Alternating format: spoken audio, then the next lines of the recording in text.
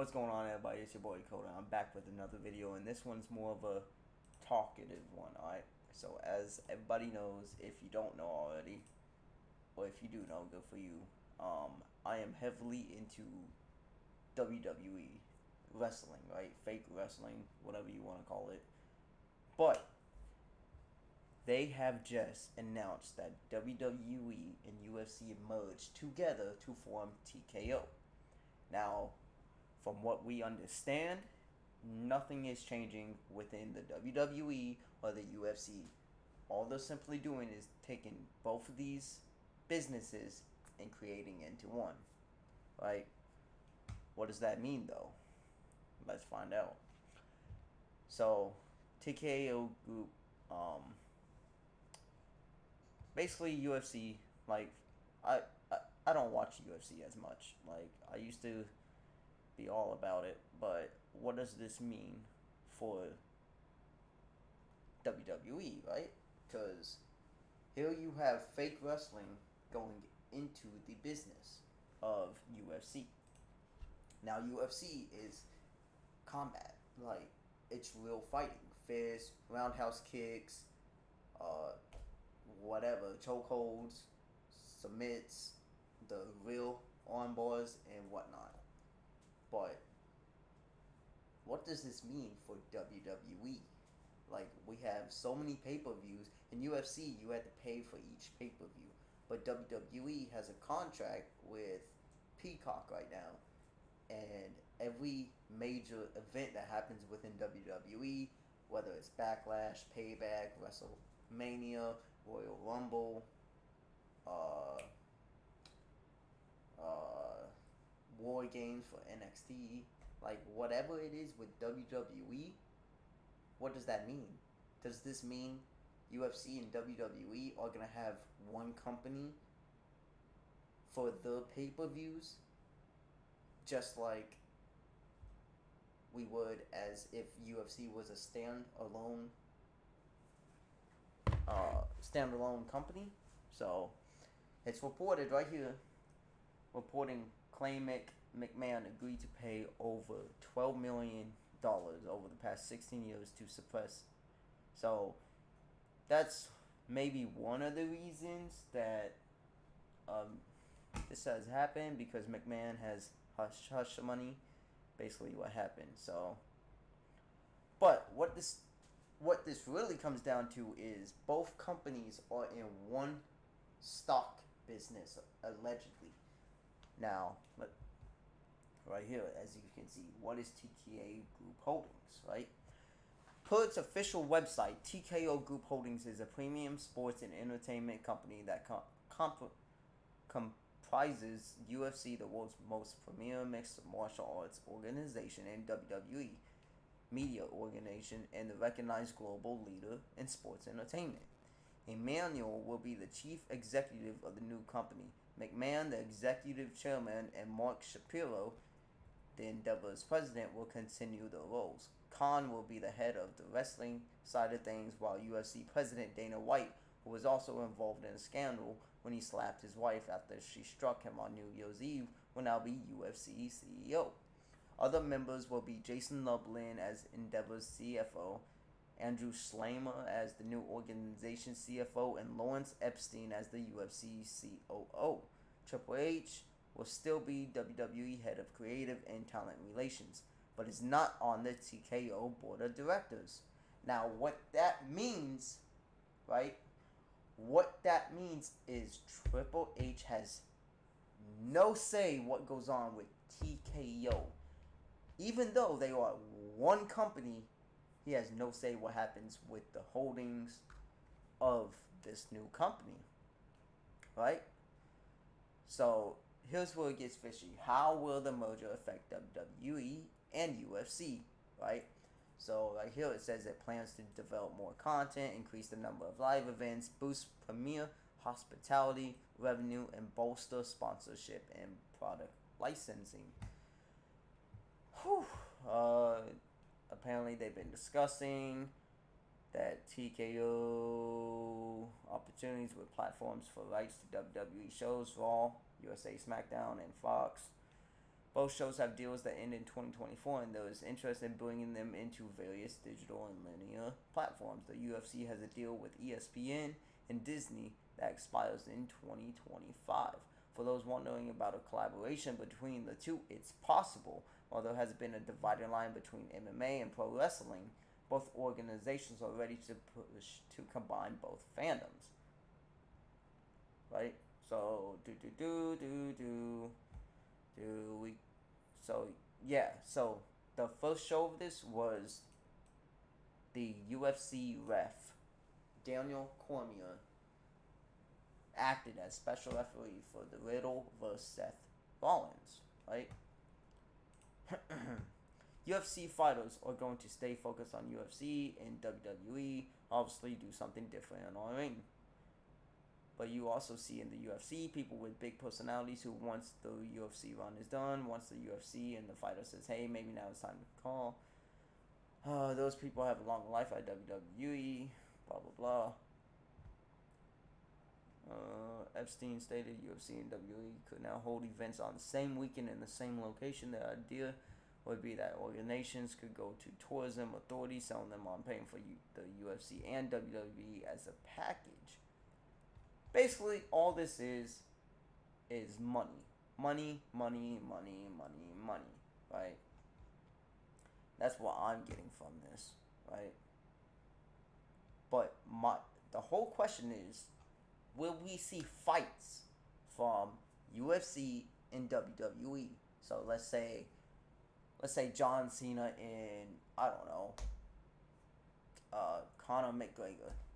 What if they get into the UFC for one night, and then that same or the next night on WWE, they fight in WWE? Like, is that what's gonna happen with this? Like, I'm genuinely confused.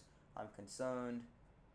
I don't know what's gonna happen to the business. Like, are we gonna see Conor McGregor at WrestleMania? Are we gonna see, let's say Shayna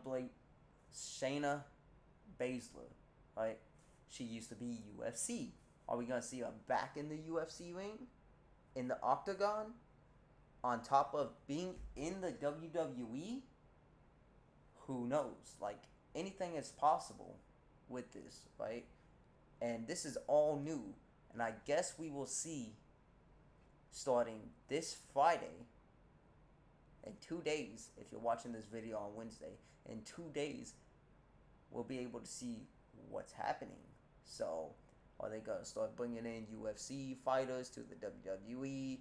Is WWE going to start bringing superstars into the UFC ring? Are they going to cross-train? Are they, like, this is all new for the WWE. This is all new for wrestling fans. This is all new for the UFC fans. But ultimately, it basically says that it's coming down to nothing but money. So let's see if we can watch this.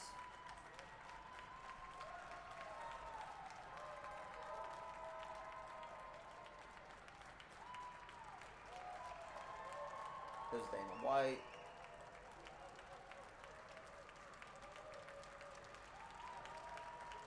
There's Triple H.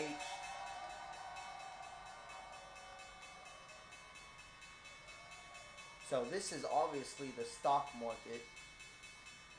TKO is now in the stock market. They have Bianca Belair in the back right there. WWE. But what does this mean? Like, what does this mean for... What does this mean? What does this mean? What does this mean? Like, are we really going to start seeing fighters from WWE going to UFC, right?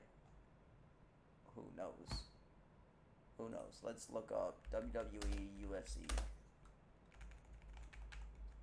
deal, right?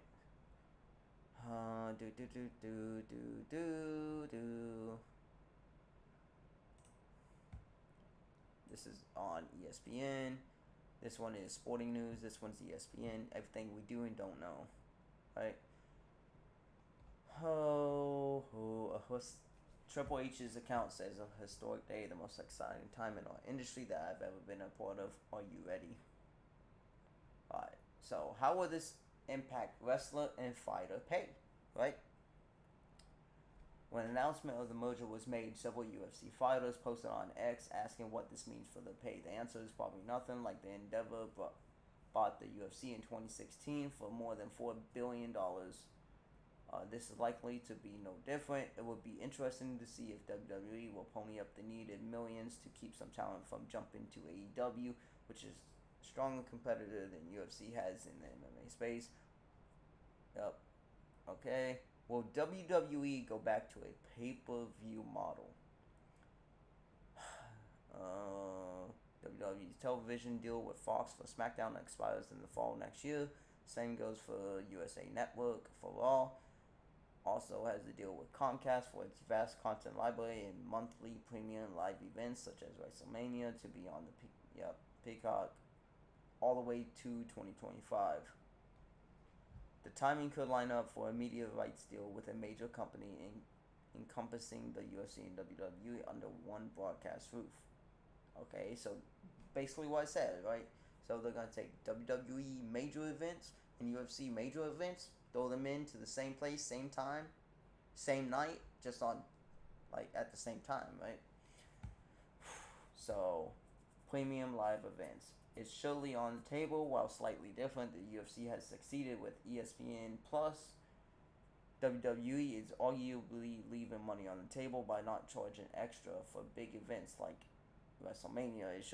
It would not be shocking if WrestleMania and other tentpole WWE shows, such as SummerSlam and Royal Rumble, are behind a double paywall in the future.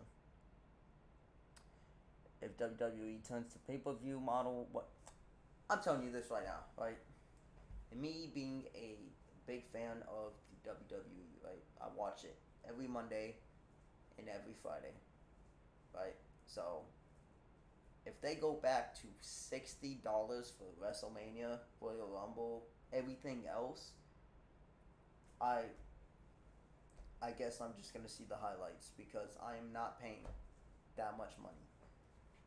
And if I know I'm a big diehard fan, I know a lot of you will not pay that money, right?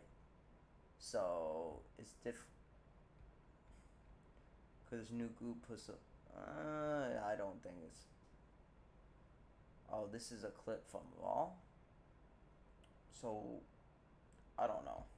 Like, honestly, it's just gonna be a new adjustment, right? So there's a lot of what ifs and but this and that. There's just so much that you gotta look at, right? Now, what I see happening is, sadly, they will probably move to a model of pay-per-views, just like UFC has with ESPN and I think it's just ESPN Plus. Maybe WWE can get a contract with the ESPN as well, right? But who knows? Who knows what this means for the future of WWE? Who knows what this means for UFC? Now, I know I didn't cover UFC as much because I told you I haven't really watched it, considering I don't really pay for UFC, or I don't even pay for WWE either. I just pay the monthly subscription of $10 on Peacock. I can watch all the WrestleManias, Royal Rumbles, Fastlane, SummerSlams, Hell in a Cells, Elimination Chambers, you name it. Right? I can watch all the pay-per-views for $10. So this means WWE is moving towards a pay-per-view for $50, $60 a month for one night. I am not watching those major events. I'll wait till someone either third party leaks them, or until I see the highlights on the following night, on Monday or on Friday, or I can just look it up after the event. Anyways, but if you have an idea, conspiracy of what WWE's future looks like, go and let me know down in the comments. If you have anything towards UFC, let me know down in the comments. If you want to see me do more things like commentary like this, or talk about different subjects, let me know down in the comments, and I'll be sure to do multiple videos and check them out for y'all. And I'll do some more research and maybe revisit this topic. But for WWE fans, I apologize. This was kind of last minute for me, and I didn't really have time to put it together. But here we are. All right. So if you want to see more content like this, let me know down below. All right. I'll catch y'all in the next one. Deuces.